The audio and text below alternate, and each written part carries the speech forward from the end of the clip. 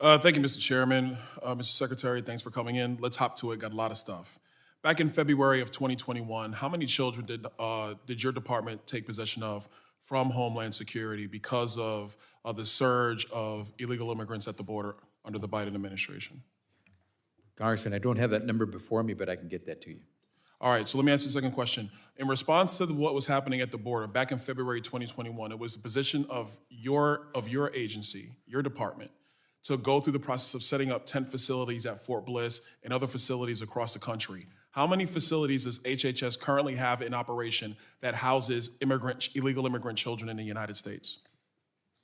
So, Congressman, right now we have a number of the unaccompanied migrant children who are applying for asylum and therefore have a basis under our laws to be here while they go through their process. We have a number of facilities.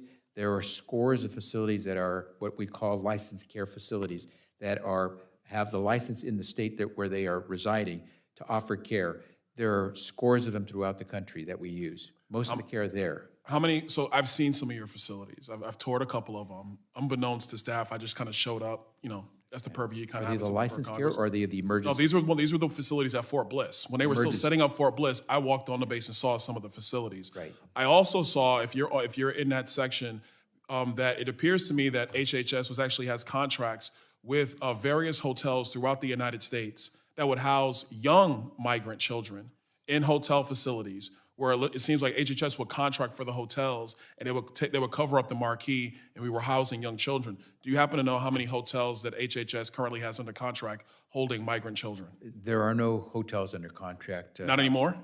There are no kids in hotels. You sure about that?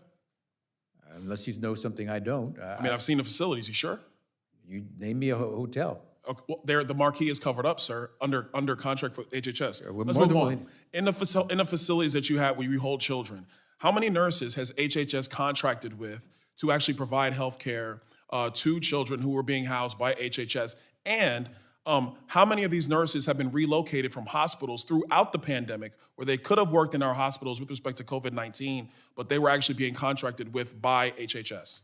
Okay, Congressman, you're convoluting different things into one. That's not a convolution. Yes, you are. If you contract with nurses, and I have hospitals in my district that can't find nurses because they're losing contracted nurses to Texas or Arizona, that's not a conflict. That's not a conflict. There's a pool of people who have an ability to work. So how many nurses have been contracted with by HHS? So, Congressman, again, you have to distinguish between the licensed care facilities and the emergency intake sites that we operate.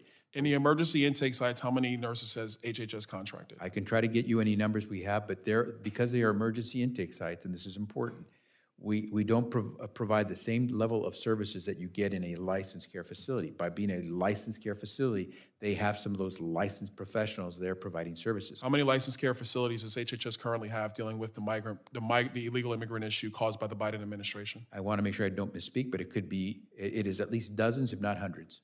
Okay, question. How many teachers currently are contracted with by HHS? Because in one of the facilities, there was actually education being going on, and there is a contract associated with that. How many teachers are contracted? Again, are you speaking licensed care facilities? These are the emergency care facilities. I'd have to get you that number because, again, we're not obligated to provide educational services at these emergency intake sites. Okay, real quick. I know sometimes these hearings, it seems like we're going back and forth, but that's because we have a limited amount of time, a lot to get to. Quick question.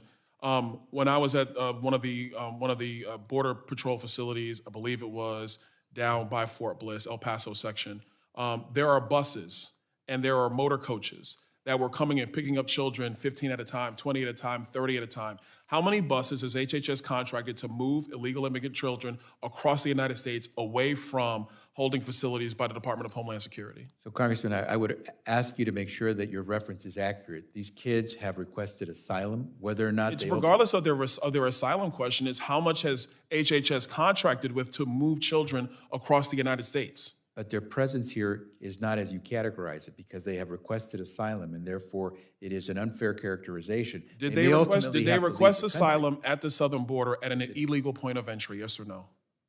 Is the southern border an illegal point of entry for immigration purposes, yes or no? When you are requesting asylum, you are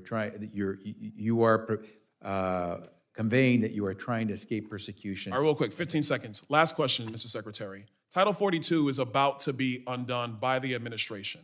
Does your budget account for a surge of new migrants, illegal immigrants, however you want to phrase it, that are going to come to the southern border and request asylum under the most broad interpretation of asylum in American history. Is HHS prepared in the current budget to deal with the massive increase of people that are going to come to the United States, including illegal immigrant children? We appreciate the work that Congress has done to provide us resources to try to provide the legally obligated services for these unaccompanied migrant children. We're going to do the best we can with the resources that we have. Gentleman's time has expired. I now recognize the gentlewoman from the Virgin Islands, Ms. Plaskett, for 5 minutes. Thank you very much, Mr. Chairman, for holding this hearing. I want to thank you,